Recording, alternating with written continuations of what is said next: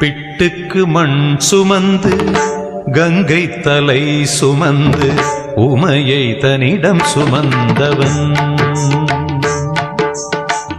பிட்டுக்கு மண் சுமந்து கங்கை தலை சுமந்து உமையை தன்னிடம் சுமந்தவன்.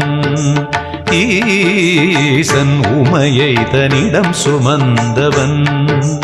தில்லையாடும் நடராஜன் உமையை தன்னிடம் சுமந்தவன்.